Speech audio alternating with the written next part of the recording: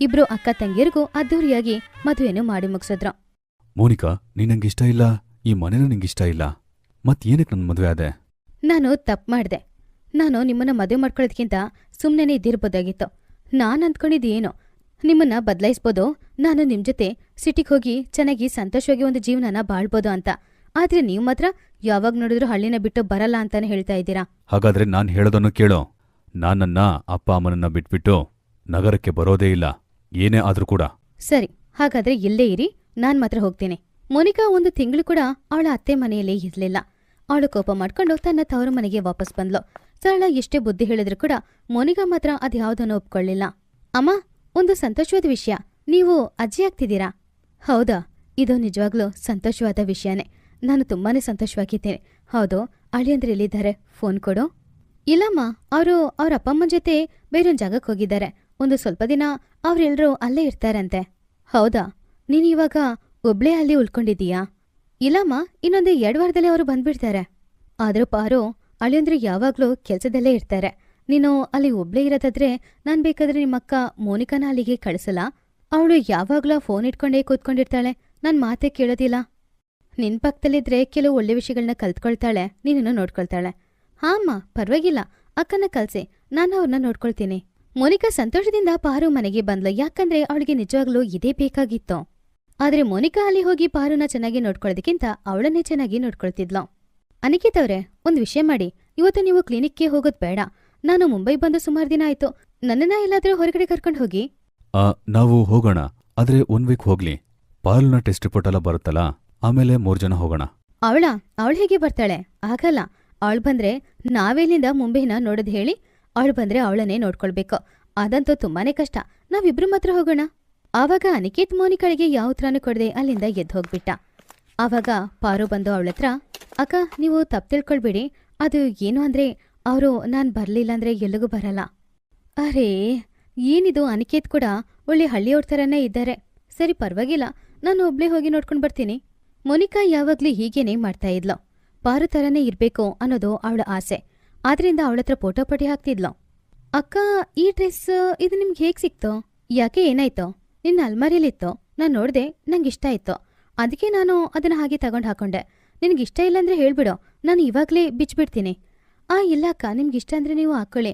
ಆದ್ರೆ ಈ ಡ್ರೆಸ್ ಹಾಕೊಂಡು ಅವ್ರ ಮುಂದ್ಗಡೆ ಮಾತ್ರ ಹೋಗ್ಬೇಡಿ. ಇದು ನನಗೆ ಅವರು ಪ್ರೀತಿಯಿಂದ ಕೊಡ್ಸಿದ್ದು. ಸರಿ, ಹಾಗಾದ್ರೆ ಇದನ್ನ ಚೇಂಜೇ ಮಾಡ್ಬಿಡ್ತೀನಿ. ಹೇಗೂ ಇದು ಸ್ವಲ್ಪ ಟೈಟ್ ಆಗಿದೆ ನನಗೆ. ನೀನು ಒಂದು ಕೆಲಸ ಮಾಡು, ಇದೇ ಥರ ಒಂದು ಡ್ರೆಸ್ನ ನನ್ನ ಸೈಜ್ಗೆ ತಗೊಂಡ್ಬಿಡೋ. ನಂದು ಇನ್ನೊಂದು ಸೈಜು ಜಾಸ್ತಿ ಇರಲಿ. ಮೋನಿಕಾ ಮೆಲ್ಲೆ ಮೆಲ್ಲೆನೆ ಪಾರು ಮನೆನ ತನ್ನ ಮನೆ ಅಂತಾನೆ ಅಂದ್ಕೊಂಡ್ಲು.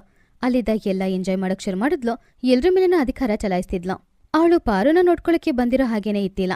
ಅವಳನ್ನೇ ಪಾಪ ಪಾರು ನೋಡ್ಕೊಳ್ತಾ ಇದ್ಲು. ಪಾರು, ನೋಡು, ನಿಂಗೋಸ್ಕರ ಏನ್ ತಂದಿದ್ದೀನಿ ಅಂತ. ವಾವ್, ಇದು ಡೈಮಂಡ್ ಅಲ್ವಾ? ಆದ್ರೆ ಇದು ಯಾಕ್ರಿ? ನನ್ನ ಹತ್ರ ಆಲ್ರೆಡಿ ಸುಮಾರು ಒಡವೆಗಳು ಇದೆ. ಅವಶ್ಯಕತೆ ಇದ್ರೂ ಇಲ್ದಿದ್ರು ನಿಂಗೆ ಗಿಫ್ಟ್ ತಗೊಂಬರೋದು ನಂಗೆ ತುಂಬಾ ಇಷ್ಟ. ನಿಂಗೆ ಅದ್ ಗೊತ್ತಲ್ಲ? ಅದು ಮಾತ್ರ ಅಲ್ದೆ ಆದಷ್ಟು ಬೇಗ ಜೀವಂತವಾಗಿರೋ ಅಮೂಲ್ಯವಾದ ಗಿಫ್ಟ್ ಅನ್ನ ಕೊಡ್ತಾ ಇದೀಯಾ. ಆ ಮಗು ಮುಂದೆ ಈ ಡೈಮಂಡ್ ಕಸಕ್ಕೆ ಸಮಾನ. ಪಾರು ಅನಿಕೇತ್ ಇಬ್ರು ಕೂಡ ತಪ್ಕೊಂಡ್ರು. ಅಲ್ಲೇ ಇದ್ದು ಅದನ್ನೆಲ್ಲ ನೋಡ್ತಾ ಇದ್ದ ಮೋನಿಕಾಳಿಗೆ ತುಂಬಾನೇ ಹೊಟ್ಟೆ ಉರಿತಾ ಇತ್ತು. ಆ ಕ್ಷಣ ಅವಳು ನಿರ್ಧಾರ ಮಾಡಿದ್ಲು ಏನ್ ಮಾಡ್ಬೇಕು ಅಂತ. ಮೋನಿಕಾ ಪಾರುವಿನ ಸುಮಾರು ಒಡವೆಗಳನ್ನ ಕತ್ಕೊಂಡು ಮನೆ ಬಿಟ್ಟು ಹೋಗ್ಬಿಡೋಣ ಅಂತ ನಿರ್ಧಾರ ಮಾಡಿದ್ಲು. ಆದ್ರೆ ಹಾಗೆ ಹೋಗುವಾಗ ಅವಳು ಇದ್ದಕ್ಕಿದ್ದಂತೆ ಕೆಳಗಡೆ ಬಿದ್ಬಿಟ್ಲು. ಹಾಗೆ ಬೀಳುವಾಗ ಅವಳು ಜೋರಾಗಿ ಕಿಚ್ಕೊಂಡ್ಲು. ಆ ಶಬ್ದ ಕೇಳಿ ಅನಿಕೇತ್ ಹಾಗೂ ಪಾರು ಇಬ್ರು ಕೂಡ ತಕ್ಷಣ ಎಚ್ಚರವಾಗಿ ಹೊರಗಡೆ ಬಂದು ನೋಡಿದ್ರು. ಆವಾಗ ಅಲ್ಲಿ ಮೋನಿಕಾ ಕೆಳಗಡೆ ಬಿದ್ದಿದ್ಲು. ಮೋನಿಕಾಳಿಗೆ ನೆನಪಾಗ್ಲಿಲ್ಲ ಅವಳ ಕೈಯಲ್ಲಿದ್ದ ಒಡವೆಗಳೆಲ್ಲ ಅಲ್ಲಿ ಬಿದ್ದು ಚೆದರಿ ಹೋಗಿರೋದು. ಅಕ್ಕ, ಏನಾಯ್ತು? ಎದ್ದೇಳು, ಬಾ ನನ್ ಜೊತೆ. ಅನಿಕೇತ್ ಹಾಗೂ ಪಾರು ಮೋನಿಕಾ ಜೊತೆನೆ ಬಿದ್ದಿದ್ದ ಒಡವೆಗಳನ್ನ ಕೂಡ ನೋಡಿದ್ರು. ಆವಾಗ ಅವರಿಗೆ ಏನ್ ನಡೆದಿರ್ಬೋದು ಅನ್ನೋದು ಅರ್ಥ ಆಯ್ತು.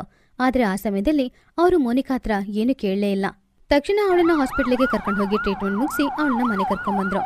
ಅಕ್ಕ, ನೀನ್ ರೆಸ್ಟ್ ತಗೋ, ನಾನು ಹೋಗಿ ತಿನ್ನಕ್ಕೆ ಏನಾದ್ರೂ ತಗೊಂಡ್ ಬರ್ತೀನಿ. ಇಲ್ಲ ಪಾರು, 1 ನಿಮಿಷ, ನಾನ್ ನಿನ್ ಜೊತೆ ಸ್ವಲ್ಪ ಮಾತಾಡ್ಬೇಕು. ಅಕ್ಕ, ನಾವು ಅದ್ರ ಬಗ್ಗೆ ಆಮೇಲೆ ಮಾತಾಡ್ಕೊಳ್ಬೋದು. ಇಲ್ಲ ಬೇಡ ಪಾರು, ನನಗೆ ಆಮೇಲೆ ಇದ್ರ ಬಗ್ಗೆ ಮಾತಾಡಕ್ಕೆ ಧೈರ್ಯ ಬರುತ್ತೋ ಇಲ್ವೋ. ಆದ್ರಿಂದ ನಾನು ಇವಾಗಲೇ ಮಾತಾಡ್ತೀನಿ. ಯಾವಾಗಲೂ ನಿನ್ನನ್ನ ನಾನು ನನಗಿಂತ ಕೆಳಗಡೆ ಇಟ್ಟು ನೋಡಿದ್ದೀನಿ. ಇದ್ದಕ್ಕಿದ್ದಂತೆ ನನಗಿಂತ ಬೆಟರ್ ಆಗಿ ನಿನಗೆ ಮದುವೆ ಆದಾಗ ನನ್ನಿಂದ ತಡ್ಕೊಳಕ್ಕಾಗ್ತಿಲ್ಲ. ನಾನು ಮಾತ್ರ ಏನ್ ಮಾಡೋದು? ನನಗೆ ಆ ಹಳ್ಳಿಯ ಜೀವನದಲ್ಲಿ ಸ್ವಲ್ಪನೇ ಇಷ್ಟ ಇಲ್ಲ. ನನಗೆ ನಿಂತರನೇ ಸಿಟಿದು ಈ ಥರ ಒಂದು ಜೀವನ ಬೇಕಾಗಿತ್ತು. ಅಕ್ಕ, ನಿನ್ನ ಈ ನೆನಪು ತುಂಬಾನೇ ತಪ್ಪು. ಹಳ್ಳಿನೋ ಇಲ್ಲ ಸಿಟಿನೋ ಬಾಳೋದು ನಮ್ ಕೈಯಲ್ಲಿದೆ. ನಮ್ಮವ್ರ ಹತ್ರ ಏನಿದೆಯೋ ಅದನ್ನೆತ್ಕೊಂಡು ನಾವು ಸಂತೋಷವಾಗಿ ಬಾಳಕ್ಕೆ ಟ್ರೈ ಮಾಡ್ಬೇಕು. ನಮ್ಮ ಗಂಡಂದಿರು ನಮ್ಗೋಸ್ಕರ ಎಷ್ಟೋ ಕಷ್ಟಪಟ್ಕೊಂಡು ಮನೆಗ್ ಬರುವಾಗ ನಾವು ನಗಡ್ಕೊಂಡೆ ಅವ್ರನ್ನ ಬನ್ನಿ ಅನ್ಬೇಕು. ಎಷ್ಟೇ ಕಷ್ಟ ಇದ್ರೂನು ಸರಿ. ಮೋನಿಕಾ ಅದನ್ ಕೇಳಿ ಮೊದಲನೇ ಸಲ ತನ್ನ ತಂಗಿನ ಇವಾಗಷ್ಟೇ ತಂಗಿ ಅಂತ ಅವಳು ಅಂದ್ಕೊಂಡ್ಲು. ಇವಾಗ ಎಲ್ಲ ಬದ್ಲಾಯ್ತು. ಪಾರು ಹೇಳಿದ ಹಾಗೆ ಮೋನಿಕಾ ಹಳ್ಳಿಯ ಜೀವನ ಬಾಳಕ್ಕೆ ಶುರು ಮಾಡಿದ್ಲು. ಇವಾಗ ಅವಳ ಜೀವನದಲ್ಲಿ ಯಾವುದೇ ಕಷ್ಟ ಇರ್ಲಿಲ್ಲ. ಅವಳು ಸಂತೋಷವಾಗಿ ಬಾಳ್ತಿದ್ಲು.